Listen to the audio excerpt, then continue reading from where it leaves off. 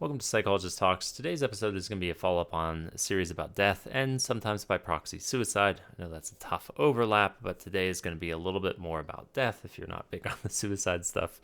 So more globally about death, though, too. So we're talking about literal death, but also figurative deaths. And as the title says, the importance of endings. Those are the figurative deaths in our lives. So yes, people can literally die in our lives, but good things can come to an end in general. It could be the end of a close proximity relationship. Somebody moves away, and yeah, you can keep in touch, but it's never going to be the same. It could be a breakup.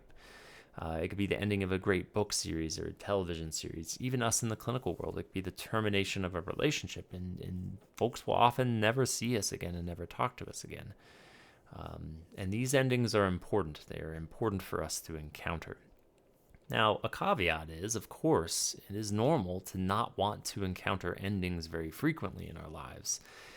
This is based in primal survival instincts. If we did not preserve life and try to waylay and kind of push away death, we would not have made it very far. And even, talk about developing the higher cortical functions, the safer we are, the more supportive and nourishing an environment that we create, the more advancement we tend to see. And so, again, this preservation of life is absolutely sensible. However, many societies, particularly here in the West, but I would say human nature in general, we can become overly fearful of death and overly fearful of endings. We want things to continue in perpetuity because they, provide us safety, they provide us enrichment, or we just enjoy them, or we like comfort.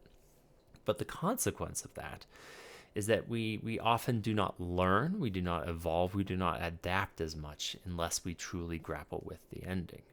I want to note there are ways to approximate this. You don't always have to encounter the ending to force the learning. There are ways to kind of partially get there, emphasis on partially. And this is the beauty of a world of fantasy, that you can imagine something that you really enjoy, or heck, even something you don't enjoy, and pour it into the future and imagine what you might feel. Imagine the impact on relationships. Imagine the impact on your life.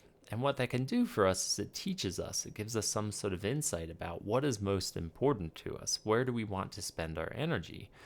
What emotions come up? What those emotions tell us? Like, oh, geez, I was actually sadder than I thought thinking about that. What does that tell me about right now, the here and now? It's a very cool exercise. Catty corner to that, I would argue, are mindfulness activities.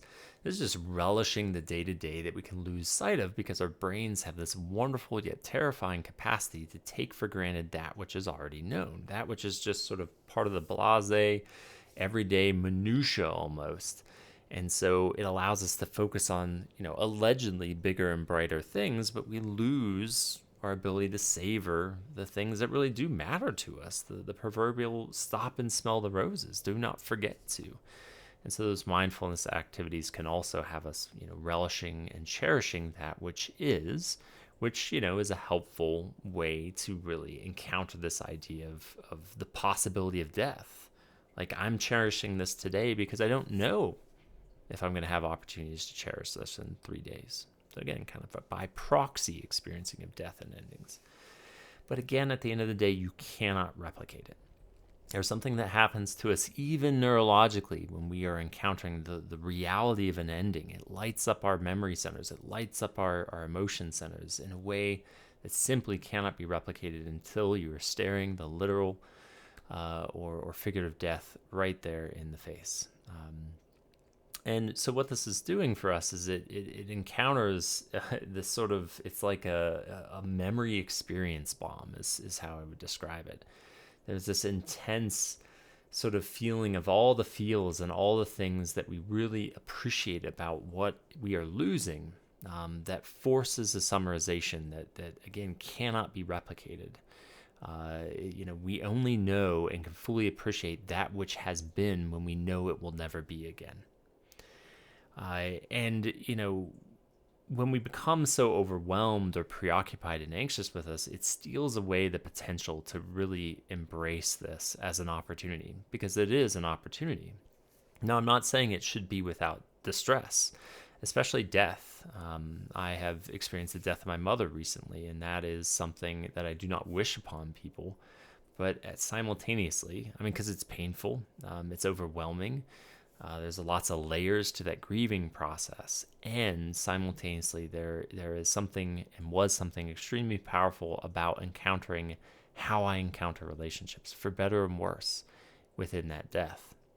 And so it can be very discombobulating indeed, especially the bigger the loss, the bigger the ending. But within it, if we can ground ourselves and remind ourselves that there is something beautiful about endings, there's something very useful about endings, we can grab hold of and learn something about ourselves, learn something about the way that we feel, the way that we relate, our needs, our values. It is immense opportunity, and it is found only when the ending occurs. It is only at the exit, the sort of gate, that we can find and discover this information. So I don't wish numerous endings upon people. When they all kind of collapse at once on us, it can be very overwhelming. It makes it very difficult to make those endings really productive, because we begin to drown in the emotion and the intensity of so many endings.